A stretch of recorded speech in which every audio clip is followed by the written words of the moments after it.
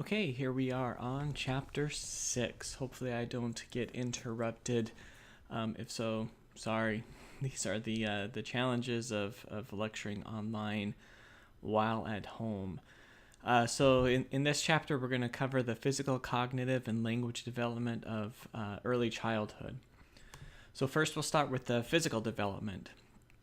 If you've ever seen the difference between a toddler and a baby, I'm sure most people have. If you remember, babies tend to have really big heads. Particularly, it's way out of proportion to their body. As they get older and into even being into a toddler, their head size starts to decrease in terms of, or in comparison to the rest of the body. So the head is still growing and the brain is developing, but their body develops a little bit quicker, and so it's a little bit larger. So their head doesn't account for as much as their body size as it did in the past. However, young children are still pretty top heavy. So like if when you set a baby down on its bottom, it's kind of like a round bottom, and it'll fall over head first sometimes, particularly when they're learning how to sit up and haven't developed the abdominal, back, and chest muscles yet to keep themselves upright. Young children are still the same. They can be pretty klutzy and prone to falling, primarily because that center of gravity is still above their waist. It's still in their top half of their body. And so that can cause them to lose their balance at different times. There are definitely changes within the body, obviously. And similarly, there are changes in the brain as well.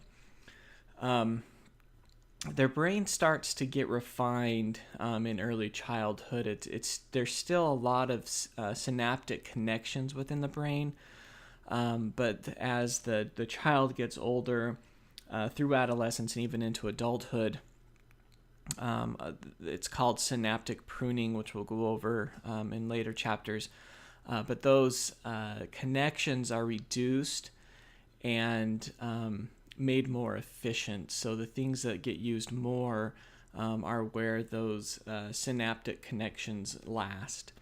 The things that aren't used, the pathways that aren't used, those start to get trimmed starting in childhood. With lateralization, you've probably heard of the difference between being left-brained and right-brained. This is what we mean by lateralization to an extent. So it's basically different parts of your brain control different areas of your body. And generally speaking, somebody without any traumatic brain injury, the left side of the brain is going to control the right side of the body. The right side of the brain is going to control the left side of the body. Although there are some individual differences that exist within that. So again, I say generally speaking, lateralization happens that way. Now we know if children in particular, because their brains are still forming, they're very dynamic, very plastic is what we call it. If a child undergoes some traumatic brain injury, it is actually possible for other parts of their brain to compensate for that loss. So they might not be able to perform the action as well as if they hadn't gotten that traumatic brain injury. But it is very interesting how other parts of the brain will, kind of kick in and help take over, so that behavior or action or whatever it might be can still happen for the child. We know that in adults there is still some plasticity that exists, but it's nowhere near what it's like for children. So the younger the person is with a traumatic brain injury, probably the better off they're going to be just as far as their development goes. We also start to see handedness develop here in early childhood. Most of the world is right-handed, but there are some left-handed people out there. My wife is left-handed, I'm right-handed, and all of our children are right-handed. So there, I don't know what the deal is with that, how it comes about, but it is what it is. Handedness strikes. Back in the day, like a long time ago, when my dad was a child, he actually showed preference for his left hand, but it wasn't, seen culturally good for people to be left-handed, and so his parents, my grandparents, made him start to use his right hand. So it actually turned out pretty well from him. Right now, he's pretty ambidextrous, meaning he can use his right hand or left hand equally well. Although he tends to prefer his right hand when he has to do something. He was a school teacher, and I remember him grading papers with a pen in his left hand, and he had the grade book in his on his right side with a pen in his right hand, and so that he could write the score on with his left hand on the paper, then write the score in the grade book with his right hand. So kind of crazy how he's able to do that, but probably just as a result of his parents trying to make him switch from being left-handed to right-handed. So there is a lot of brain development, as I talked about just a moment before. This is where we can actually see some problems starting to develop. The autism spectrum disorder is frequently discovered during early childhood. And then there are other, disorders associated with childhood as well that we start to see express themselves. The earlier we can intervene with these things, the better off the child is going to be. So if we can find any, learning disorders, speech disorders, things of that nature, we can intervene and actually do a pretty decent job of helping the child continue their development. All right, so motor skills. Obviously, these also start to increase for kids as well. So automaticity means that behaviors start to become automatic, and children don't have to think about it, and it's they can use it purposefully now without thinking about it. For example, those of you that have been typing for a while, you're probably able to sit down and you don't think about what keys you're hitting, but the words just seem to form as you type them. So this is automaticity. I hate pronouncing words sometimes. Automaticity. Functional subordination essentially is getting different skills that the child has learned and to be able to control them and use them into new environments. I think the example they give in the book is it's a pretty big deal for children when they're able to hop on one foot. It's a pretty amazing thing for them. And then they can use that skill either for dancing or for playing a game once they've mastered it.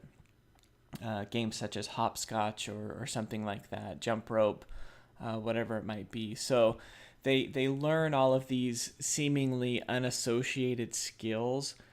And then once they become really automatic and they can use them purposefully and they're become really good at them, they can then take them and apply them into different situations that they may need them in order to participate or do something that they want to do. Fine motor skills also start to develop in this time period as well. I don't know if any of you have ever had a quiet book or something of that nature. I remember growing up with them. There would be this book usually made out of cloth, and there would be different things in, like taking things in and out of a pocket. There'd usually be some buttons that you'd unbutton to see like a cat hiding behind it. Then you button it back up again, and there were zippers, latches, and those sorts of things, all to get the child to really develop those fine motor skills. They're still not as good as, middle children, older children. You can tell that difference even just by, the difference in coloring. If you've ever watched a younger child color, the lines mean nothing to them, and they are all over the place. And whereas when a child gets older, they typically tend to stay more in the lines. And to a large extent, that's because their motor skills have developed further. Even things like writing letters, there's a huge difference between young children and older children. Here we also see them start using utensils. And the cool thing is they can actually use a utensil without really concentrating about it. So they can still hold a conversation while they're feeding themselves with a fork or a spoon. Or I imagine if you're in one of the Asian countries, even with chopsticks, they can probably use those and still hold on a conversation. So pretty cool how that brain develops, and they're able to master all of these skills. It's just really fascinating. Again, if you've been around children and you stop and think about it, you'll realize that it is pretty amazing how we all went through these stages and developed. So the learning of motor skills usually take 4 steps. And these are, really typically interrelated. They're not necessarily, step by step. So readiness, basically, just learning skills that they're going to need as prerequisites in order to move on into a new stage of development. So once, when they develop these skills, then they practice the new skill over and over again. So if you think about something that you enjoyed doing as a child, maybe it was playing a sport like baseball or soccer or softball, something, you practice over and over again. Attention comes along with brain development. And so learning how to focus on the task at hand, on the skill without being distracted, takes brain development to get to that point. But then that also kind of helps the practice situation. And then feedback is the messages that they receive from the environment. So are they doing a good job? Do they need to change? How do they need to change?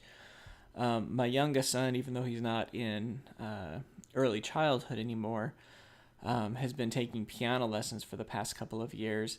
And so if you think about all of the fine motor skills that would go into that would prepare him for it, the writing, the coloring, the drawing, using his fingers in these ways, and then practicing and being able to zone in on the music and the notes and the keys, so that he has that attention, and then receiving feedback from both us and his piano teacher, then he can get that feedback in terms of what he needs to change in order to improve, as well as keeping him motivated in order to continue on with this skill.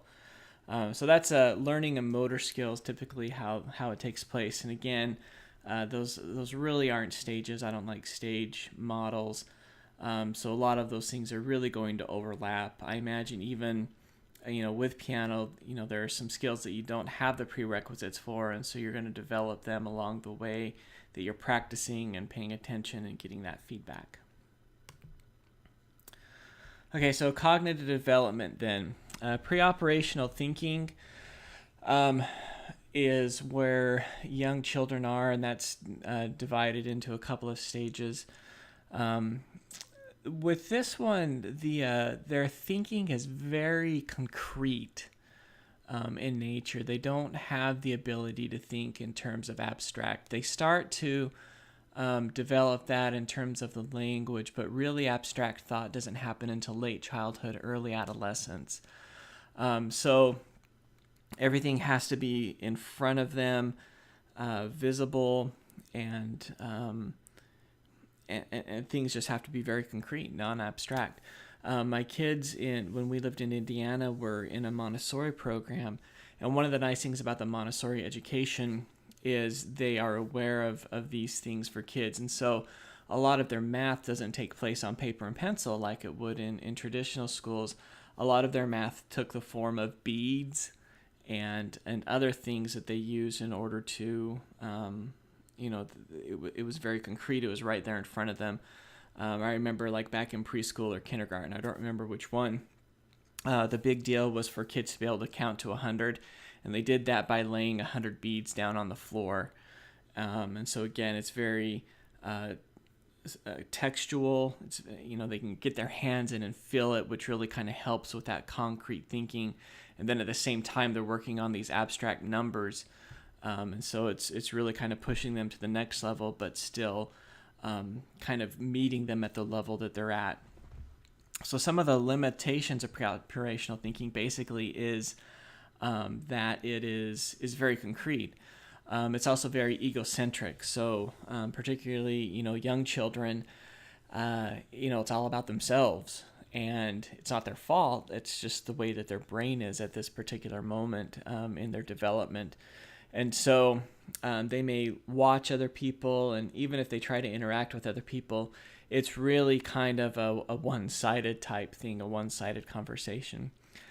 Conversation is actually pretty interesting. When I took my developmental class as a psychology student, one of the things that we had to do was find a child, and actually I think this was child psychology. Anyway, we had to find a child and kind of test out their skills in terms of this conservation goes. So conservation of mass, for example, is all of this is when they realize that something is in a particular pattern. If you disturb that pattern, they don't necessarily recognize it as the same thing. For example, with conservation of mass, if you take a lump of Play-Doh, they can see that it's one lump, but if you split it in half, they're not going to have that concept that it's still the same amount of original Play-Doh because now it's different. The conversation of of volume, I think, is really where this really shows this problem with conservation. So if you take, some water in a thick container, and you have another container that's really thin, you can pour the same amount of water in it, but to them, the thinner container is probably going to have more, or they're going to think it's going to have more water in it just because it looks taller. It looks like there's more. So even you can show them that you're pouring the same thing into each container, that shape of container is really going to make a difference. I think the text gives an example. If you lay out candies in 2 rows, and they can see that they're the same, and you can take one away from the top row, but if you spread the top row out, they're still going to think there's more in the top row because it's longer, it's bigger, and so it's going to feel like that there's more. And I think probably all of us have tried this strategy too with our vegetables. If we mix them around enough and spread it out, it can actually look like there's less on there, even though it's the same. Unfortunately, our parents have already met this level of conservation, and so they're not falling for it. They can see that we've just kind of spread it around. But for little kids, it can make that difference for them. All right, so Piaget's theory, any developmental class you take, you're going to run into Piaget as well as Erikson. They are, the big guns when it comes to developmental psychology, developmental processes. With any stage development, the problem is it's in stages. So basically, you have to complete one stage before you can move on into the next, and then once you're in that stage, you're not going to go back. Really, it's not like kids wake up one day and say, "Hey, I think I'm going to graduate from the pre-operational thinking today," and and then they never look back. Really, it's a very gradual movement, and in fact, in a lot of ways, it's kind of a back and forth movement between the stages. And so, all of these are real gradual and almost imperceptible. It's like, when you interact with somebody that's young, and then you stop for a time, it's like your mind has hit pause for them. When you see them again after some time has gone by, you're going to be like, holy smokes, they've really changed, they've developed, they've grown, and their guardians or parents are going to be like, what are you talking about? I mean, this is how they always are, because it's that slow. So some beyond Piaget, I really like Vygotsky's materials. A lot of his material I think is really cool. His zone of proximal development, his thinking is that kids, can operate within a certain range of level, and you can push them a little bit above that level if they have somebody who is more experienced. And as a therapist, this is the way I like to work, particularly as I've worked before with kids with different genetic disorders, with young kids, with adolescents. I kind of have an idea about where they're at, and I can push them a little bit more into doing something that they need to do. You don't want to push too hard to make them fail, otherwise, it's going to completely backfire. But pushing them just a little bit beyond their zone helps them to grow and to learn more. And so that's the part of Vygotsky's theory that I really enjoy. Memory also starts to get a little bit better. Probably most of you, if you think back to your earliest memories, they're probably going to be, late 2s, early 3-year-olds, maybe even to 4 or 5 is going to be that time where you remember, start to have those memories.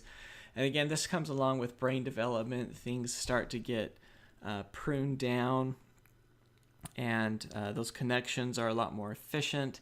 The different areas of our brain that are involved in memory processes are more developed, and so as a result, we start to remember more.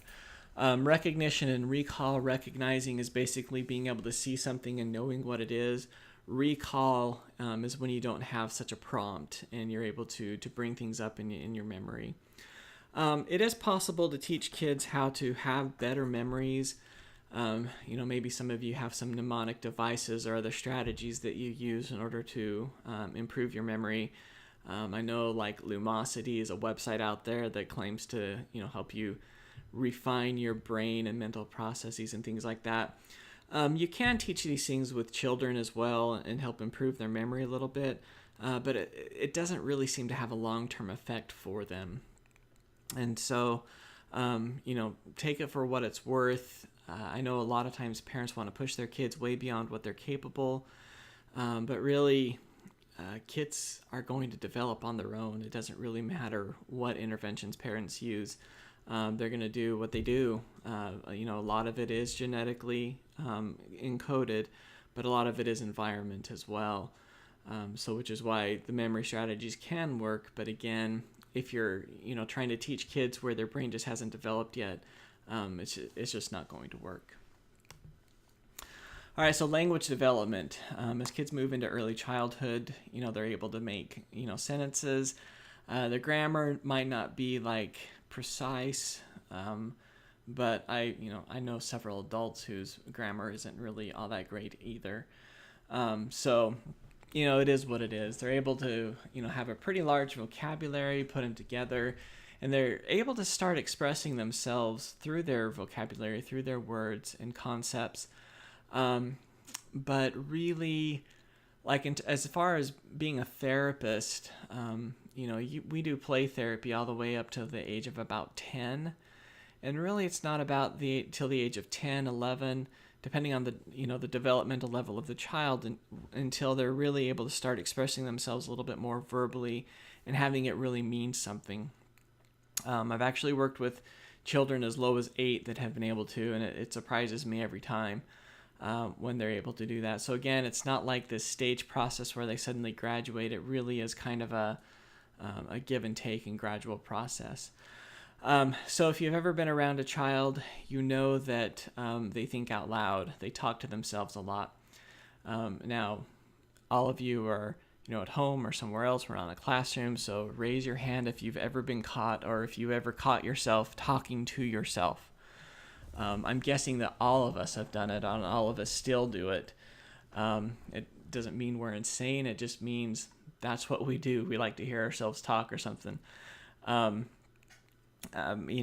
think most people do it. What usually happens, though, is we recognize that when we're in public, we don't necessarily want to share our thoughts out loud.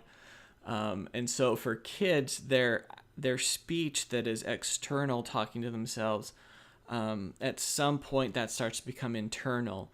And so if you don't talk to yourself, if you didn't raise your hand, I think you need to think a little bit more about what you do. But you're still talking to yourself inside your head. You have thoughts that you're carrying on, basically a conversation with yourself. And again, that's okay. That's the way it develops. There are obviously cross-cultural differences. I just encourage you to look at your text for those. Parent language use is really key. I remember I was actually at our church standing in the hallway, and this little girl, boy, she's probably about 4 or 5, and she came out of her room and just dropped the F-bomb because she didn't know where her little brother was. She was supposed to keep an eye on him. She's like, oh, fuck. And I was like, whoa, okay, well, I know what kind of language is used around the house then. So parents are going to have a huge influence on their child's language development in terms of words, vocabulary, and even in terms of, accents and things like that as well. Bilingualism, I really think that it's almost too late when they require everybody to have 2 years of a foreign language in high school. It eludes me why we don't have kids learn languages when they're in elementary school, or even better, in preschool, kindergarten, where their brains are really still developing languages. And, this would be the time to immerse them into a new language at school and produce a bilingual child. I know of several people who are bilingual, and I think it's absolutely amazing that they can carry themselves in English or Spanish. Like the switch doesn't even bother them. Bilingualism does not mess up children. It doesn't confuse them, but it can provide them a really great advantage as they move on later on into college if they're able to somehow maintain those skills. So for children, play isn't really play. Play is actually work. Play is how they express themselves. It's how they problem solve. It's how they learn about the world around them. It's how they experiment. If you think back to some of the things that you used to play when you were children, I had a sandbox in my backyard, and I just remember spending hours and hours in that box during the summertime. It was very well shaded, so it was cool. I just remember digging and exploring, using my little action figures in there, having battles and fights and things like that. I don't remember the specifics of it, but a lot of it probably was directed at solving problems. When we look at models of therapy, for example, there's child play therapy, where essentially the therapist plays with the child and lets the child do whatever they want to do as far as that play goes. And what tends to happen after several sessions is the therapist can be aware of different themes that the child is experiencing. For example, they might have a little action figure beating up a larger action figure. And what we can probably infer from that, or at least think about in terms of what the child is going through, maybe they're being bullied at school. And so this is their way of kind of problem solving or, expressing emotion of what they would like to do if they could. So really, you can learn a lot about a child just by observing their play, and more than that, engaging in the play. We're taught to just, kind of hop in with the imagination and still let the child lead. But for the most part, it's, we're just involved with it. The model of play therapy I particularly like is called filial family therapy. And this is where we basically teach the parents how to be the child's play therapist, how to basically play with the child. Not asking questions, not saying, I don't really want to play with that. Let's do this instead. But, following the child's leads, letting them talk to you, basically. This is their way of having a conversation with parents. I have worked with a lot of adolescents, and one of the biggest complaints I hear from the parents all the time is, they never talk to me anymore. Well, to a large extent, it's because they never developed that relationship when they were younger. Parents really need to recognize and understand that when their child is playing and ask them to engage in play, that they're basically asking them to have a conversation. And so rather than the parent, controlling the conversation, it's important for the parent to take that back seat and let the child do the talking and let the parent listen. It's filial therapy is actually, as far as the research goes, the best model that we have working with children. Play is very important for kids. Something that they really need to learn to do, and I think it's kind of important for adults as well. Sometimes you hear about getting in touch with your inner teenager or your inner child. I'm actually really big on getting in touch with your inner adolescent. I know when I was going through my master's program, a lot of the students there, my fellow students, really wanted to learn how to do play therapy, and we had a faculty member there that did play therapy, and he would always tell us, you can't learn to do play therapy until you learn to play. I know of several adults that don't have an imagination anymore. They don't know how to play. And I think that's kind of sad, because I think it's just an important part of life and really an important way of understanding and relating to children. So that is the end of the chapter. Whenever you're ready, we'll pick up with the next one.